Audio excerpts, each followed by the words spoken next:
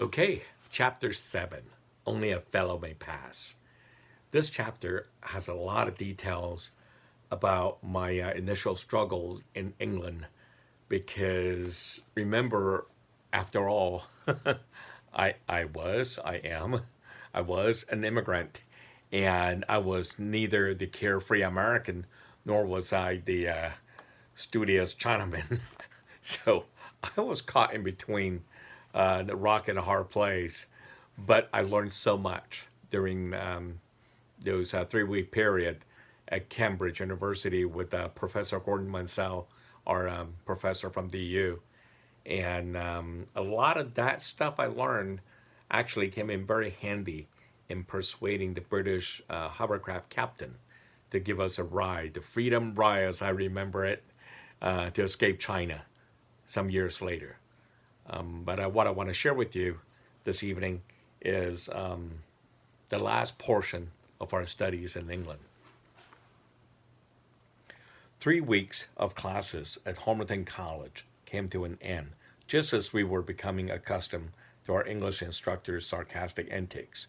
We bid farewell to the old copper cattle and the glory that was Cambridgeshire, and traveled with our program director to the John Constable Field Studies Center in East Berkhoff for the final week of our summer studies in England. Gordon, is this the cottage and mill from John Constable's paintings? I was mesmerized by this historical site.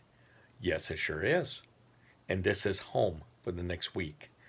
We had the privilege of staying at Flatford Mill, a cottage and mill as depicted in the 19th century English masterpiece, an oil painting created by English master John Constable in 1821 titled The Hay Wain.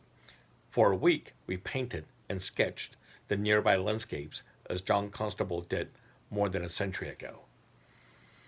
On another overcast English day, Gordon took us to the sea, not to bask on the beach, but to capture the essence of the water and those who lived off it.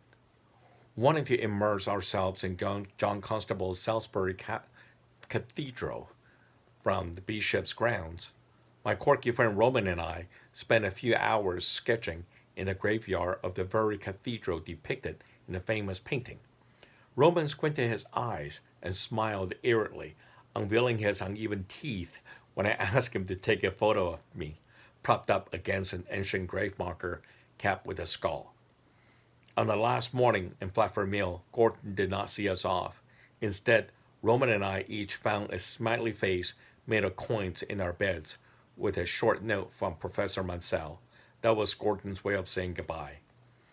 Later that morning, Roman and I checked in at the village railroad station for our train to Liverpool Station in London, where we would connect with another train to Dover and then onto a ferry to Amsterdam. Is there a WC on the train? I asked Roman as the greasy breakfast finally got the better of me. I didn't see one, but there's a portable one on the platform, Roman observed.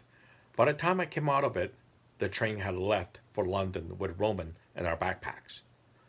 Sir, what happened to the train? I asked the ticketing clerk. It left. It left, lad. It departed for London, he replied. When is the next train? Same time tomorrow. The clerk closed the ticketing window and left the booth. Tomorrow? Roman and I had to catch the ferry to Amsterdam that afternoon. Seeing a taxi nearby, I made a decision to spend a good portion of my funds on this unthinkably expensive alternative. Sir, can you take me to the Liverpool station in London? I have got to catch up with the train. What happened to you? The gentle-faced driver inquired.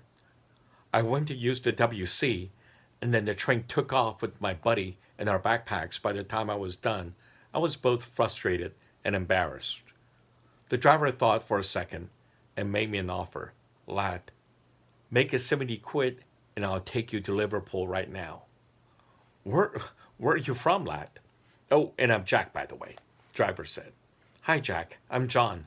I'm from, Hawaii and Colorado. Which is it, or you can't decide? The jovial driver laughed. Actually, I was born in Taiwan, went to high school in Hawaii, and I'm attending college in Denver, I continued. We just finished our summer session at John Constable's Field Study Center.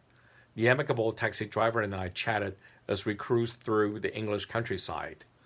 Wow, from Taiwan to Hawaii to Denver to England, and now you're about to backpack through Western Europe. Brilliant.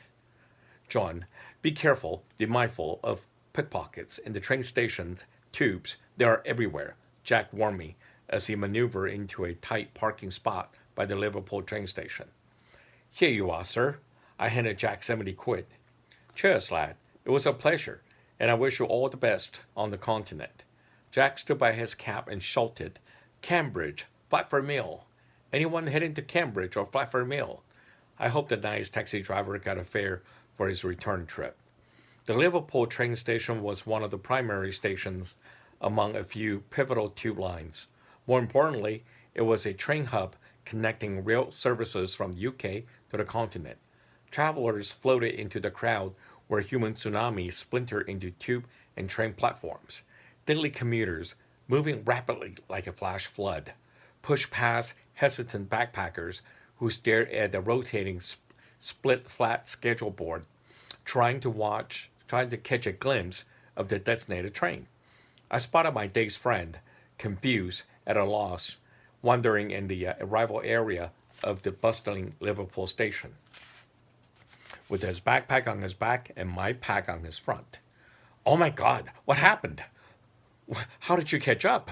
My confused friend and I were delighted to reunite. I took a cab. Wow, that must have been expensive. Well, what choice did I have? I shrugged it off. Let's go catch that train for Amsterdam. Yeah, I gotta go check out the red light district.